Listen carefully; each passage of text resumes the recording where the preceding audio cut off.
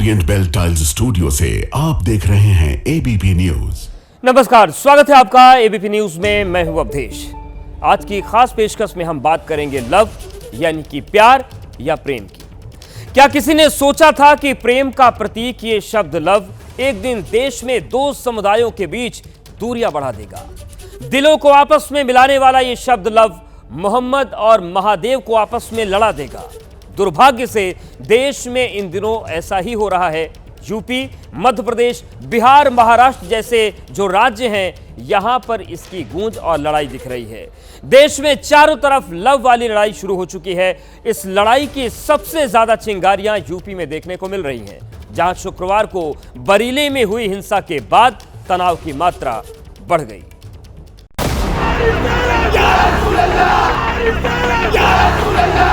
हम सब हिंदू मुसलमान भाई भाई लोग हैं। हम एक थाली में बैठ के खाते। हम लोगों को एक दूसरे से कोई तकलीफ नहीं है। बस इतनी सी बात इंसान को समझ नहीं आती। एक ही पोस्टर पर आई लव मोहम्मद और आई लव महादेव लिखा। एक संदेश से दिलों के बीच खड़ी हो रही धर्म की बड़ी सी दीवार को मोहब्बत की मिसाल से ढा दिया। थाने से आई इस तस्वीर का संदेश आज पूरे देश में जाना जरूरी है, क्योंकि जहां देश के दूसरे शहरों में आई लव मोहम्मद और आई लव महादेव के पोस्टर लहराकर लोगों को आपस में बांटने की कोशिश की जा रही है, वहीं थाने के इन युवकों ने अपने पोस्टर के जरिए देश को एकता के सूत्र में पिरोने की कोशिश की है। हम सब हिंदू मुसलमान भाई भाई लोग हैं। हम एक थाली में बैठ के खाते। हम लोगों को एक दूसरे से कोई तकलीफ नहीं है। ये जो सियासी लोग हैं, ये सिर्फ हम भाइयों में झगड़ा लगाना चाहते हैं। दरअसल दिक्कत यह है कि धर्म के नाम पर लड़ने को सब तैयार हैं, लेकिन धर्म के रास्ते पर चलने को कोई तैयार नहीं। नवरात्रि के दिनों में यूपी के बरेली में शुक्रवार को जो कुछ हुआ, उसने देश के दो समुदायों में दूरियां बढ़ाने का काम किया। अब जैसा कि बीते कुछ सालों से हमारे देश में ऐसी हिंसा को लेकर एक विशेष पैटर्न बन गया है।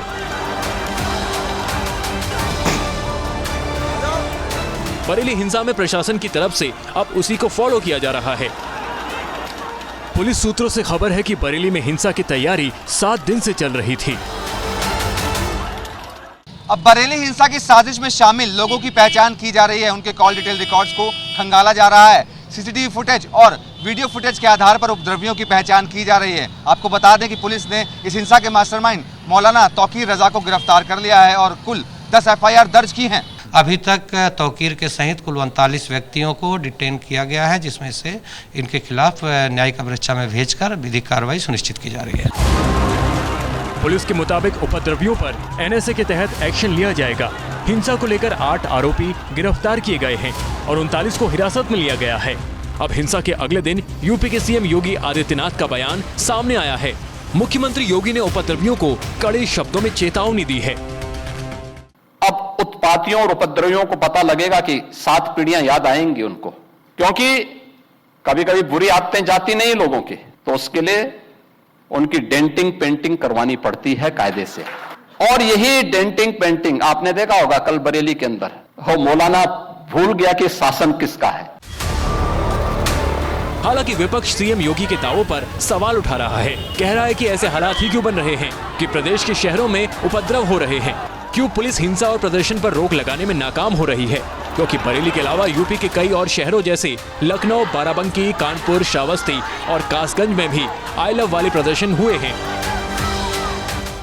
शरारती और उपद्रवी तत्वों ने माहौल खराब करने की कोशिश करने का एक कुत्सित प्रयास किया था, कानून और शांति व्यवस्था से खिलवाड़ करने का।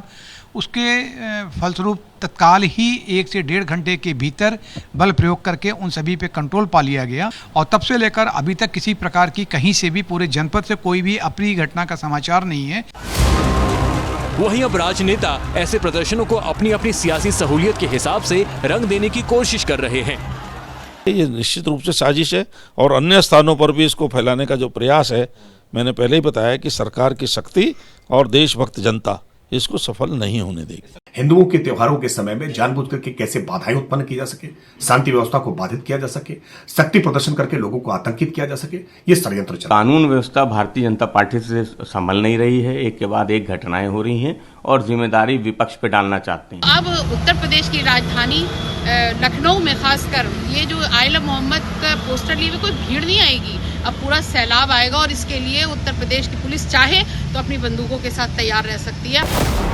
हैरान करने वाली बात यह है कि यह विवाद बजाय थमने के अब और बढ़ता ही जा रहा है। आई लव मोहम्मद और आई लव महादेव से होते हुए आई लव योगी और आई लव बुलडोजर तक आ गया है। आप देखिए, समता मूलक चौराहे पर यह पोस्टर लगा हुआ है और इस पोस्टर में यह लिखा हुआ है आई लव श्री योगी आदित्यनाथ जी। इसके साथ ही आई लव बुलडोजर भी लिखा हुआ है और ये बुलडोजर की तस्वीर बनी हुई है। जब भी धर्म से जुड़ा कोई विवाद होता है तो धर्मगुरु सबसे पहले दो मतों में बढ़ जाते हैं। अब बरेली हिंसा पर भी कुछ ऐसा ही हो रहा है। ये पैगंबर इस्लाम सल्लल्लाहु ताला अलैहि वसल्लम की शिक्षा नहीं है, ये उनकी तालीमात नहीं है। उनकी तालीमात तो ये है, नमाज मेरी आंखों की ठंडक है, तो पांचों वक्त तमाम लोगों को नमाज पढ़ना चाहिए। जिस तरीके से मुसलमानों पर लाठियां चार्ज की गई, इसकी जितनी निंदा की जाए, जितनी मजम्मत की जाए वो कम है। मैं ये डिमांड करता हूं कि जिन पुलिस वालों ने ये लाठीचार्ज की है उन पर कार्रवाई की जाए। फिलहाल त्योहार के सीजन में तनाव बढ़ाने वाले इस मॉडल पर तत्काल प्रभाव से रोक लगाने की जरूरत है, ताकि असामाजिक तत्वों को देश में भाईचारे और अमन का माहौल बिगाड़ने का मौका न मिल सके।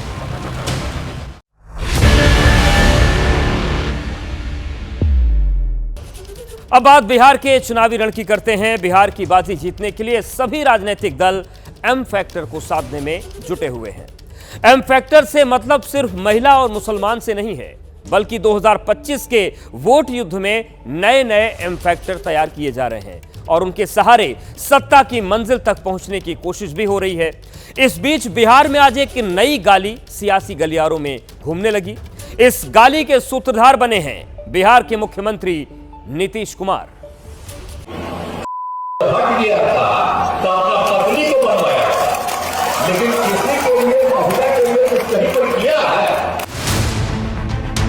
तो बिहार के चुनावी रण में एक और गाली की एंट्री हो गई। खगड़िया में कार्यकर्ता संवाद के दौरान सीएम नीतीश कुमार ने लालू यादव के लिए ऐसे शब्दों का इस्तेमाल किया जिससे एक बार फिर बिहार में गाली वाला विवाद गर्मा गया।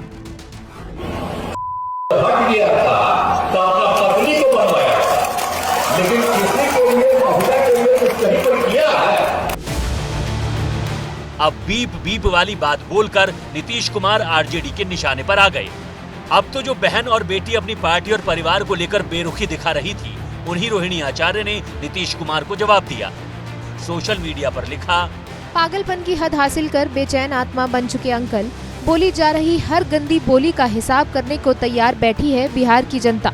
चाहे लाख दे लो गाली, बिहार में इस बार सिर्फ और सिर्फ भाई तेजस्वी के लिए ही बजेगी ताली। ऐसी आपत्तिजनक भाषा पर जब नीतीश कुमार को घेरा जाने लगा तो बिहार सरकार में मंत्री लेसी सिंह ने इसे दो दोस्तों के बीच का संवाद बता दिया।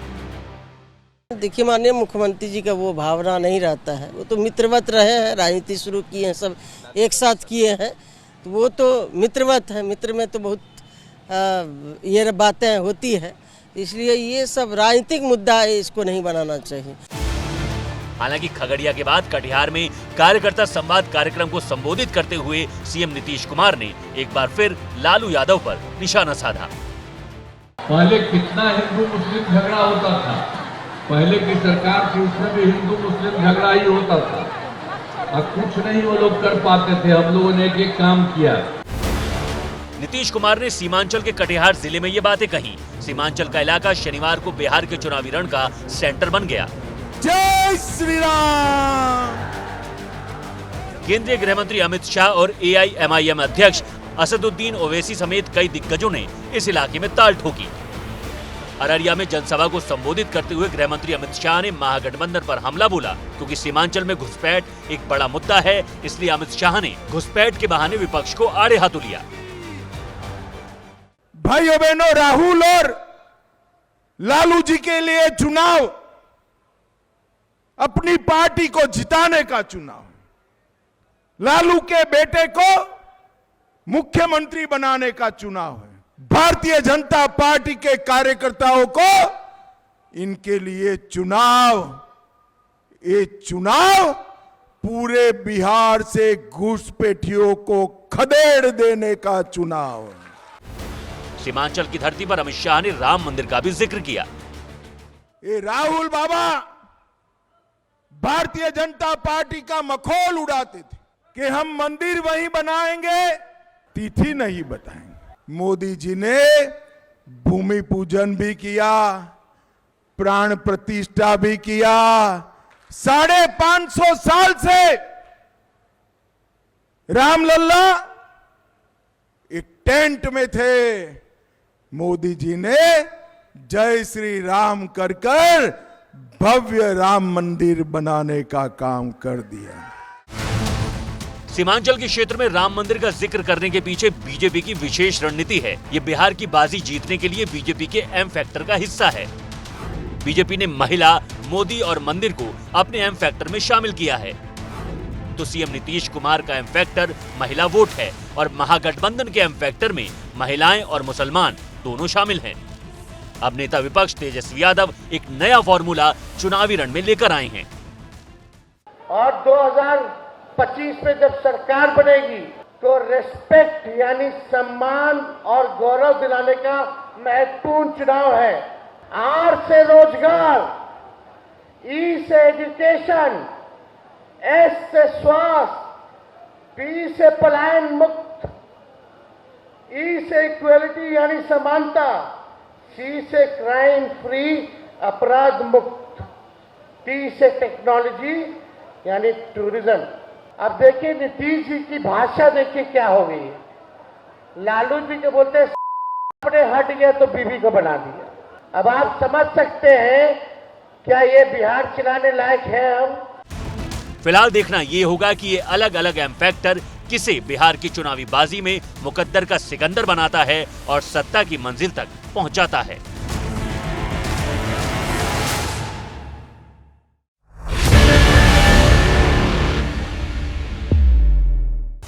राजनीति के बाद बात कूटनीति की करते हैं। आज देश में पेटल गहलोत की काफी चर्चा है। सोशल मीडिया पर लोग पेटल गहलोत की तारीफों के पुल बांध रहे हैं। क्या आप जानते हैं कि पेटल गहलोत कौन है और पेटल गहलोत ने संयुक्त राष्ट्र के मंच पर ऐसा क्या किया जिसने उन्हें देश ही नहीं बल्कि पूरी दुनिया में चर्चा का विषय बना दिया है? तो चलिए पेटल गहलोत से आपका परिचय कराते हैं।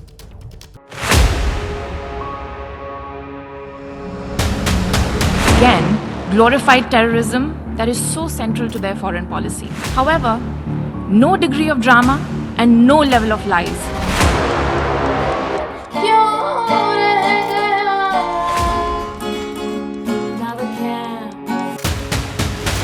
पेटल गहलोत ने एक बार फिर भारत की नारी शक्ति का दुनिया में परिचय दिया है। पेटल गहलोत संयुक्त राष्ट्र में भारतीय मिशन की फर्स्ट सेक्रेटरी आम जिंदगी में इतनी सरल और सौम्य, मिट्टी की सुराही रास्ता देखे, देश के सवाल पर उतनी सख्त और साहसी। Pakistan has been the home and patron to the largest number of internationally proscribed terrorist entities and individuals in the world. दो अलग अलग वीडियो में एक दूसरे से बिल्कुल अलग छवि। Credible and verifiable action. आम जिंदगी में गिटार और संगीत से प्रेम करने वाली महिला और कूटनीति के मोर्चे पर दुश्मनों के दांत खट्टे करने वाली भारतीय विदेश सेवा की अधिकारी। A country long steeped in the tradition of deploying and exporting terrorism. Petal Gehlot के जज्बे और साहस की देश और दुनिया में प्रशंसा हो रही है। मंच संयुक्त राष्ट्र महासभा का था। मौका पाकिस्तानी प्रधानमंत्री शहबाज शरीफ के प्रोपेगेंडा वाले भाषण पर भारत के राइट ऑफ रिप्लाई यानी जवाब देने के अधिकार का था। पाकिस्तानी पीएम ने अपने देश की पुरानी परंपरा को निभाते हुए यूएन के मंच से अपनी स्पीच में झूठ का पूरा पुलिंदा खोला। ऑपरेशन सिंदूर से लेकर कश्मीर तक दुनिया के सामने अपना प्रोपेगेंडा फैलाने की कोशिश की। इसके बाद जब बारी भारत की आई तो मोर्चे पर थी पेटल गहलोत। पेटल गहलोत ने अपनी वाणी की धार और कूटनीति के अनुभव से पाकिस्तान के सारे प्रोपेगेंडा की धज्जियां उड़ा दी। पेटल गहलोत ने इतने धारदार तरीके से पाकिस्तान के खिलाफ भारत की सख्त नीति को दुनिया के सामने रखा कि पाकिस्तान भी कांप उठा। Mr. President, this assembly witnessed absurd theatrics in the morning from the Prime Minister of Pakistan, who once again glorified terrorism that is so central to their foreign policy. However, no degree of drama and no level of lies can conceal the facts.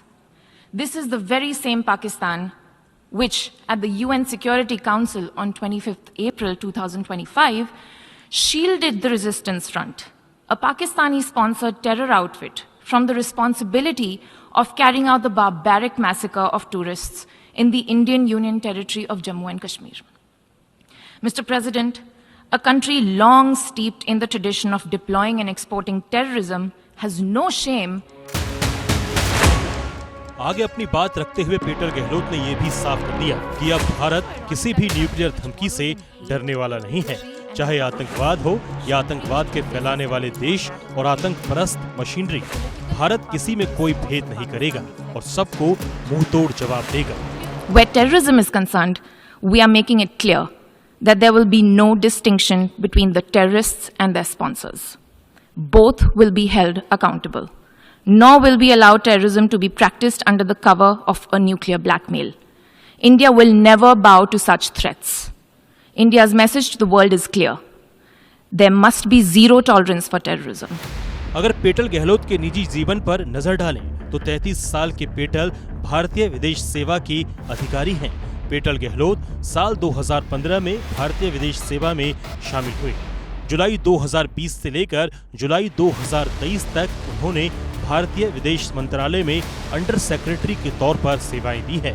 साल 2023 में वो United nation में भारत के अस्थायी mission की first secretary बनी। 2024 में वो यूएन में सलाहकार की भूमिका में आई। पर्सनल लाइफ की बात करें तो पेटल गहलोत को सिंगिंग और गिटार का काफी शौक है। वो अपने शौक को सोशल मीडिया पर जाहिर भी करती हैं। पेटल गहलोत ने अपने एक्स हैंडल पर गाना गाते और गिटार बजाते वीडियो शेयर भी किए हैं। जो थी पिछड़ गई, निकले उनसे आगे हम। पेटल गहलोत ने मुंबई के सेंट जेवियर्स कॉलेज से पॉलिटिकल साइंस में बीए किया है। इसके अलावा उन्होंने दिल्ली के लेडी श्री राम कॉलेज से पॉलिटिकल साइंस में मास्टर की डिग्री हासिल की है। अब सुरीली आवाज में गाने वाली पेटल गहलोत ने जिस सख्त लहजे में पाकिस्तान को पानी पिलाया है, उसने भारत की नारी शक्ति का साहसी जज्बा एक बार फिर पूरी दुनिया को दिखा दिया है। हालांकि इससे पहले ऑपरेशन सिंदूर के दौरान भी कर्नल सोफिया कुरैशी और विंग कमांडर व्योमिका सिंह के मजबूत हौसलों ने पाकिस्तान की हालत खराब कर दी थी।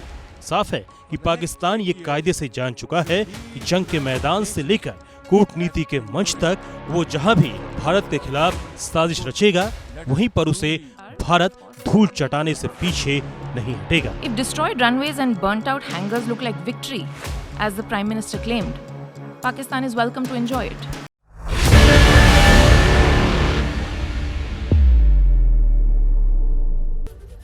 अब बात उस खबर की जिसमें रफ्तार का रोमांच है और मौत का मातम भी है। गुरुग्राम में तेज रफ्तार थार हादसे का शिकार हो गई। एक्सीडेंट में थार सवार 5 लोगों की दर्दनाक मौत हुई, जबकि एक युवक गंभीर रूप से घायल हो गया। हादसे के वक्त थार की रफ्तार काफी तेज थी। थार डिवाइडर से टकराई और उसके परखच्चे उड़ गए। सवाल यह है कि आखिर क्यों बार बार थार कंट्रोल से बाहर हो रही है? क्या बार बार थार की रफ्तार हादसे की वजह बन रही है? यह बड़ा सवाल है।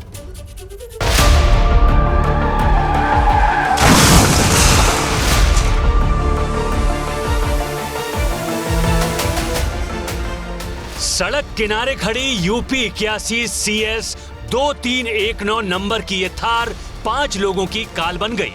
इसमें सवार 6 में से 5 लोगों की एक्सीडेंट के बाद मौके पर ही मौत हो गई।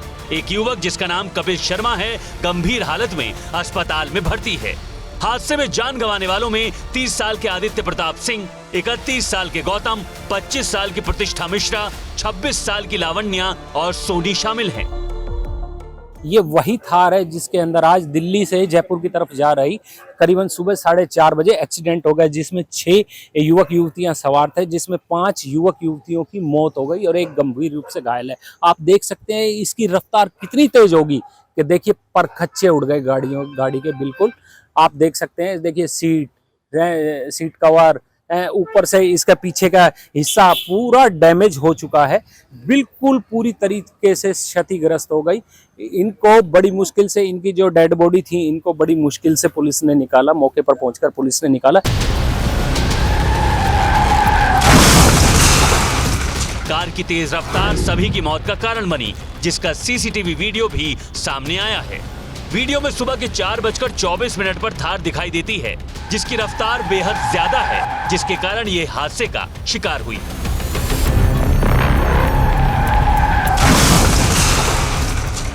हादसा गुरुग्राम के नेशनल हाईवे 48 के एग्जिट नंबर 9 पर सुबह करीब 4:30 पर हुआ। मतलब सीसीटीवी में कार दिखने के करीब 6 मिनट बाद। जानकारी के मुताबिक थार सवार किसी काम से गुरुग्राम आए थे।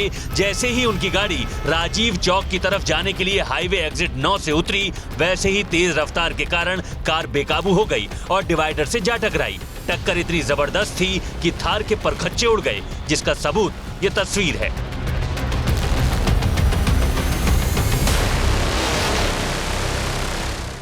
थार है, आप देख सकते हैं इसकी क्या हालत है।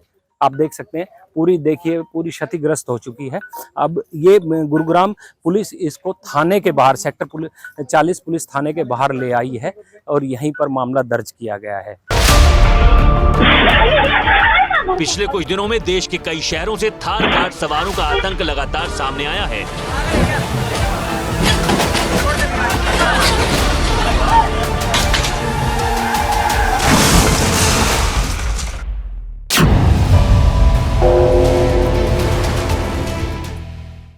नमस्कार, आप देख रहे हैं घंटी बजाओ। आप सभी के साथ मैं हूं प्रतिमा मिश्रा।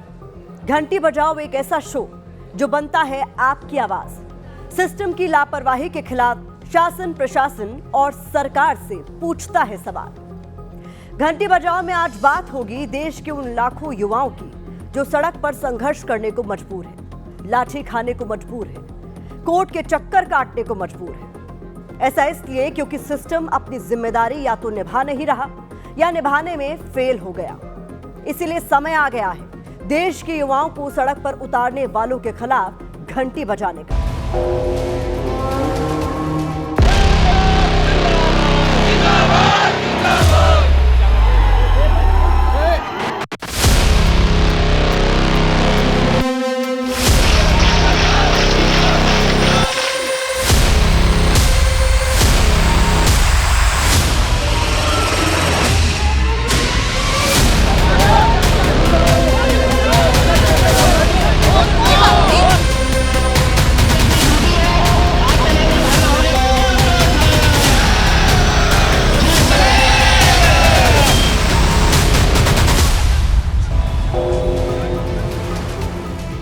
युवा देश का भविष्य होता है, उसके कंधे पर देश के विकास की जिम्मेदारी होती है। लेकिन यहाँ तो युवाओं के ही विकास का पहिया पटरी से उतरा हुआ नजर आ रहा है। छात्र पढ़ाई करते हैं, नौकरी के लिए परीक्षा देते हैं, लेकिन पता चलता है पेपर तो लीक हो गया। इस तरह कुछ ही सेकंड में युवाओं की सालों की मेहनत पर पानी फिर जाता है। उत्तराखंड में भी यही हुआ। उत्तराखंड अधीनस्थ सेवा चयन आयोग की पटवारी भर्ती परीक्षा का पेपर लीक हो गया, जिसके बाद युवा इंसाफ की गुहार लेकर सड़क पर उतर गए। मेरी एज 28 साल पूरी हो चुकी है, तो मेरी एज 28 पूरी हो चुकी है, मुझे भी अंदर से वो लगता है कि यार मैं क्या करूंगा। हर बार यही है कि मैं पेपर लीक हो जाता है। मैं यहाँ एक रूम लेके रेंट लेके रहती हूँ सर। 2024 से मैं तैयारी में आई हूँ। पहला पेपर देके मैं जैसे सेंटर से बाहर आती हूँ तो पेपर लीक हुआ मिलता है। मेरा पटवारी का पहला पेपर था। कमल और मेघा इस दर्द से गुजर नहीं रहे। उत्तराखंड का हर वो युवा जिसने पटवारी की परीक्षा की तैयारी की, इस दर्द से दो चार हो रहा है।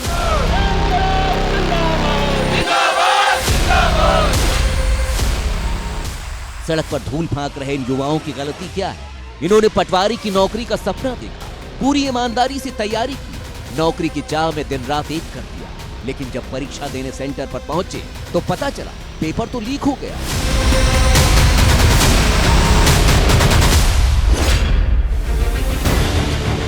पेपर लीक की खबर मिलते ही इनकी आंखों के सामने अंधेरा छा गया, पैरों तले जमीन खिसक गई, लगा जैसे दुनिया ही लुट गई।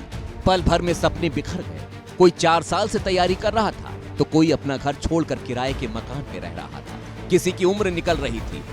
अब सब कुछ मिट्टी में मिल गया। हम पेपर देने जाते हैं, उसके बाद जब जैसे ही पेपर से बाहर आते हैं तो हमें पता चलता है कि 11:35 पर व्हाट्सएप पे पेपर बाहर आ गया है। उसके बाद भी सरकार ये मानने को तैयार नहीं है कि पेपर लीक है। अरे अगर इसको पेपर लीक नहीं कहते तो किसको कहते हैं? इन्हें समझ में ही नहीं आ रहा, करें तो आखिर क्या करें, कहें तो आखिर किससे कहें। परीक्षा की लचर व्यवस्था ने इन्हें सड़क पर उतरने को मजबूर किया तो इन्होंने शासन प्रशासन के खिलाफ मोर्चा खोला। नहीं चलेगी, नहीं चलेगी।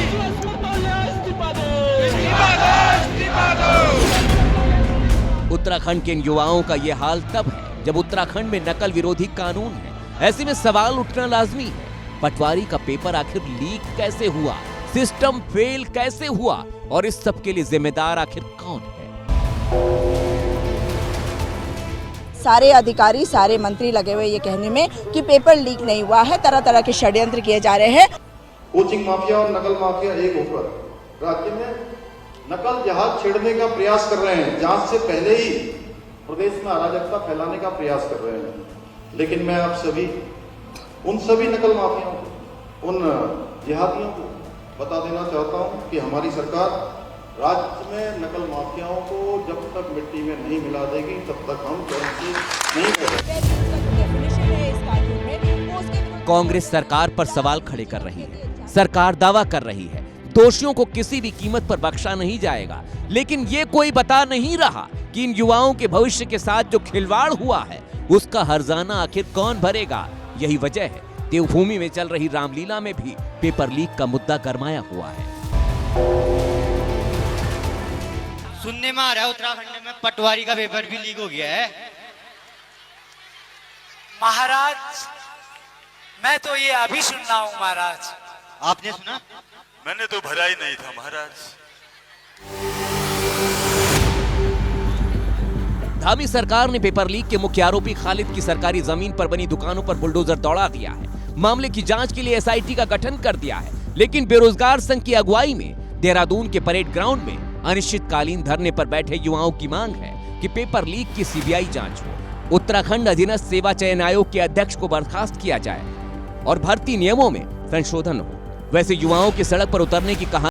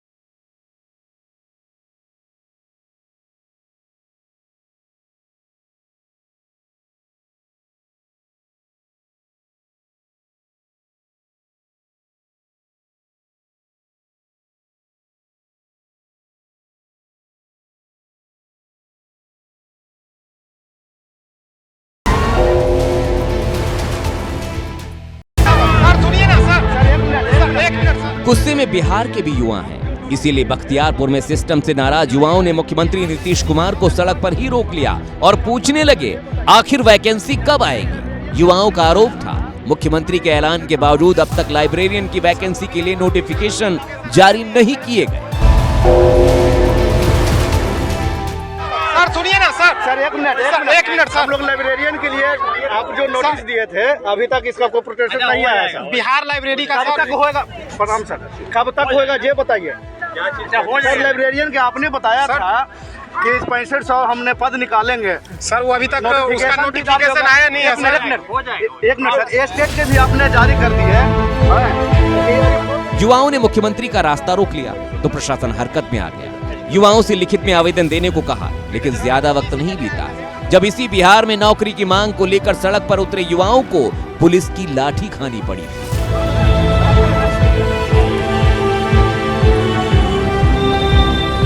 बिहार विधानसभा चुनाव की अधिसूचना से पहले दारोगा के पदों पर नियुक्ति की प्रक्रिया शुरू करने की मांग को लेकर युवा प्रदर्शन कर रहे थे, लेकिन सुशासन बाबू की पुलिस को यह सब रास नहीं आया और उनकी लाठी उन युवाओं पर बरसने लगी। एक बार सोचिए, ये युवा आखिर मांग क्या रहे हैं? इन्हें रोजी रोटी का इंतजाम चाहिए, लेकिन जद्दोजहद इतनी कि सड़क पर उतरना पड़ रहा है, लाठी खानी पड़ रही है। इसलिए फोन उठाइए और घंटी बजाइए, ताकि उन तक इन युवाओं की आवाज पहुंचे जो अपनी जिम्मेदारी से पल्ला झाड़कर बैठे हैं। ये पहली बार नहीं है जब देश में किसी परीक्षा का पेपर लीक हुआ हो, लेकिन छत्तीसगढ़ में तो कहानी इससे भी आगे निकल गई। यहाँ परीक्षा हुई, मेरिट के आधार पर सिलेक्शन भी हो गया, लेकिन 7 साल बीतने के बावजूद युवाओं को आज तक ज्वाइनिंग नहीं मिली। सोचिए, 7 साल बीत चुके हैं, छत्तीसगढ़ में 2 सरकारें बदल चुकी हैं, लेकिन युवाओं की किस्मत नहीं बदल रही। वो आज भी नौकरी की बाट जो रहे हैं। युवाओं की बेबसी का अंदाजा इस बात से लगा लीजिए, ये दूसरों के खेत में मजदूरी करने तक को मजबूर है।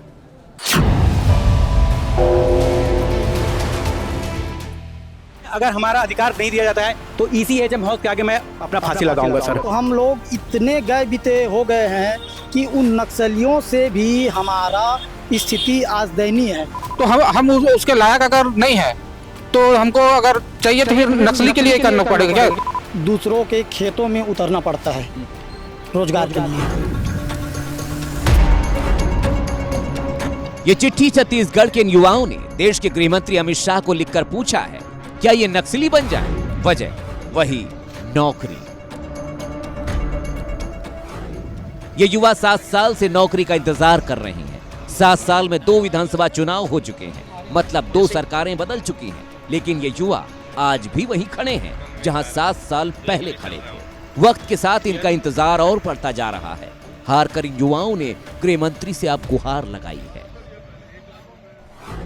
इसमें ये लिखा गया है कि भाई हम नक्सली से भी गए गुजरे हैं, पूरे जब आप उसको सरेंडर पॉलिसी की तरह पूरी सुविधा जब उनको दे रहे हैं तो हम तो वेरीफाइड हैं, तो हम उसके लायक अगर नहीं है तो हमको अगर चाहिए तो फिर नक्सली के लिए करना पड़ेगा क्या? भाई हमको तो जॉब चाहिए। नक्सलियों को घर, जमीन और आर्थिक सहयोग किया जाता है, तो क्या हम जो छत्तीसगढ़ के बेरोजगार हैं, जो शारीरिक दक्षता पास करके, लिखित परीक्षा पास करके इतना दूर पहुंचे हैं कि हमारा नाम प्रतीक्षा सूची में रखा गया है, तो हम लोग इतने गए बीते हो गए हैं कि उन नक्सलियों से भी हमारा स्थिति आज दयनीय है।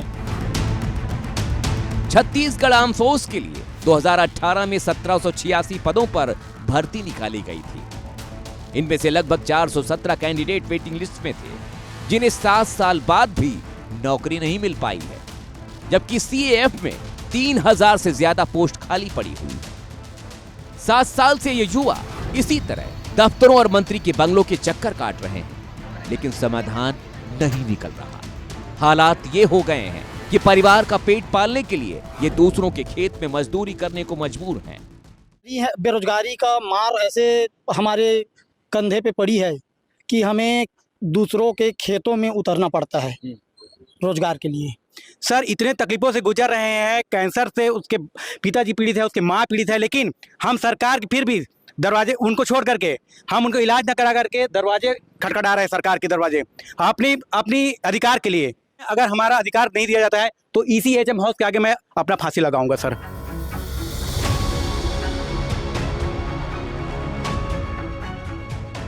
सरकार बदली, लेकिन इन युवाओं का दर्द समझने वाला कोई नहीं है। छत्तीसगढ़ आर्म फोर्स 2018 भर्ती परीक्षा का आयोजन रमन सिंह की सरकार के समय में हुआ था। रमन सिंह की सरकार जाने के बाद भूपेश बघेल की सरकार बन गई, लेकिन CAF की परीक्षा बीजेपी सरकार के वक्त होने के चलते कांग्रेस ने इस पर ध्यान नहीं दिया। 2023 में छत्तीसगढ़ में फिर बीजेपी की सरकार बनी। बावजूद इसके इन युवाओं को नौकरी नहीं हुई, जिस पर अब वही कांग्रेस सवाल उठा रही है जो इससे पहले सत्ता में। अगर हमारी सरकार समय प्रक्रिया शुरू हुई थी, अगर प्रक्रिया पूरी हो पाई या नहीं हो पाई या कहीं कमी रह गई होगी, तो आज तो इनकी सरकार है। अगर पूरी प्रक्रिया पूरी हो चुकी थी और इनको सिर्फ लिस्ट जारी करना है, तो इनको करना चाहिए, तो क्यों नहीं कर रहे?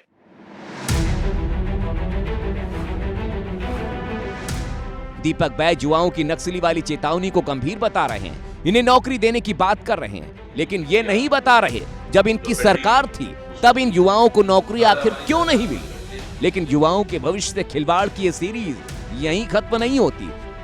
कुछ दिन पहले अलग अलग जिलों से कैंडिडेट गृह मंत्री विजय शर्मा से मिलने पहुंचे थे। इस दौरान विजय शर्मा ने इन युवाओं से ऐसी बात कही जो बताता है कि सरकार इनकी नौकरी को लेकर कितनी संवेदनहीन है।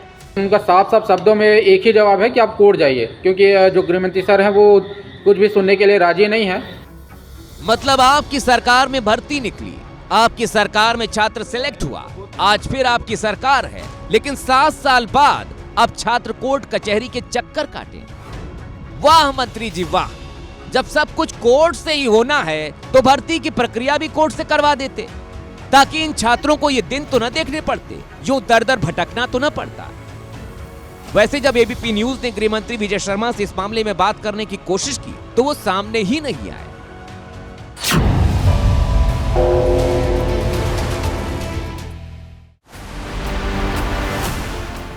छत्तीसगढ़ के बाद आपको राजस्थान लेकर चलते हैं, जहां युवाओं के साथ अलग ही खेल हो गया।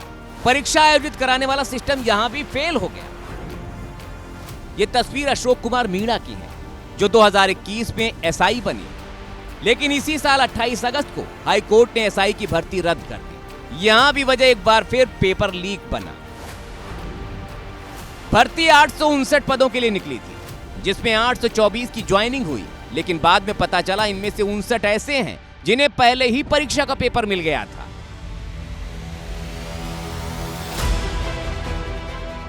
सीधी भाषा में एसआई भर्ती 2021 का पेपर लीक हो गया था। भर्ती रद्द होने का खमियाजा अशोक कुमार मीणा भी भुगत रहे हैं, लेकिन उनका दर्द इतना भर नहीं है। अशोक मीणा ने एसआई की नौकरी के लिए पटवारी की नौकरी छोड़ी थी। इतना ही नहीं, 2018 में अशोक ने आरएएस यानी राजस्थान एडमिनिस्ट्रेटिव सर्विसेज की प्री परीक्षा को भी क्वालिफाई किया था, लेकिन आज की तारीख में वो बेरोजगार थे। माननीय सरकार से और कोर्ट से ये निवेदन है कि हमको न्याय मिले और जो इन्होंने गलत किया है उनको निकाल के दोषी दो, उनको सजा दो। कुछ जो कैंडिडेट वो तो भुगेगा ही, वो तो उसके साथ हमारा जो परिवार है वो भी इस दुविधा में पड़ा हुआ है। सारे मानसिक पीड़ा हमको मिल रही है। उसके साथ में जो कोटारा घात हुआ है, जो अन्याय हुआ है वो सहन नहीं हो रहा है। हमारे साथ में बहुत अन्याय हुआ है। मतलब कहीं युवा सालों साल से ज्वाइनिंग का इंतजार कर रहा है, तो कहीं ज्वाइनिंग के बाद भर्ती ही रद्द हो जा रही है, जिससे देश का युवा खुद को ठगा महसूस कर रहा है। अगर पेपर लीक नहीं होता तो एसआई की नौकरी कर रहे होते, ये देश की सेवा कर रहे होते। अब वो खुद को बेकसूर साबित करने के लिए कोर्ट की दहलीज नाप रहे हैं। कहीं पेपर लीक हो रहा है, कहीं पेपर हो गए तो ज्वाइनिंग नहीं हो रही। इसका खामियाजा कौन उठा रहा है? वो युवा जिसकी आंखों में कल के सपने हैं, जिनके कंधों पर परिवार की जिम्मेदारी है। एक तो रोजगार के मौके कम है, मौका आता है तो उस पर ग्रहण लग जाता है। नौजवान करें तो क्या करें? यही वजह है, योग्यता चाहे अफसर बनने की क्यों ना हो, वैकेंसी 4th ग्रेड की भी निकलती है तो आवेदन का अंबार लग जाता है। आखिर इस हालात के लिए कौन जिम्मेदार है? युवाओं के सपने कौन चकनाचूर कर रहा है?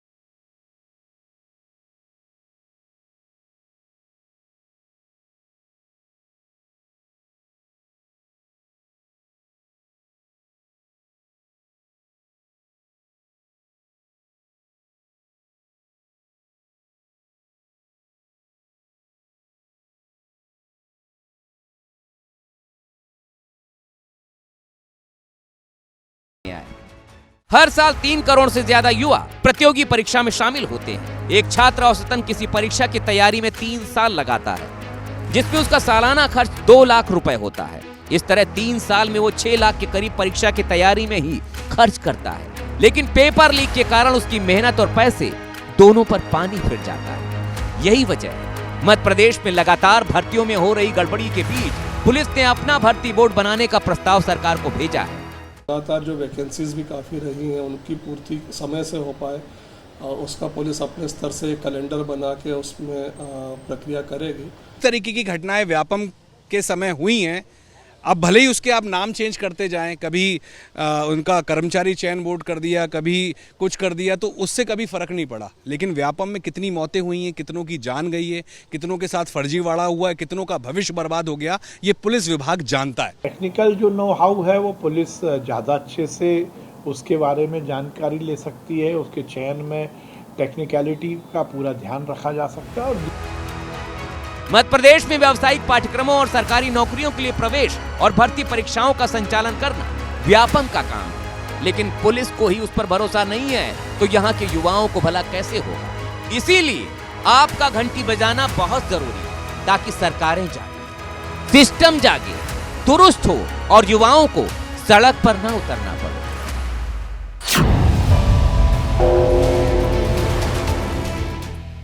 तो उठाइए फोन, बजाइए घंटी, क्योंकि आपकी एक घंटी सोते सिस्टम को जगा सकती है, जिम्मेदार लोगों को उनकी जिम्मेदारी याद दिला सकती है, लाखों युवाओं को सड़क पर उतरने से बचा सकती है। घंटी बजाओ में आज बस इतना ही। अगले हफ्ते मैं फिर आऊंगी किसी बड़े मुद्दे के साथ। तब तक आप देखते रहिए एबीपी न्यूज।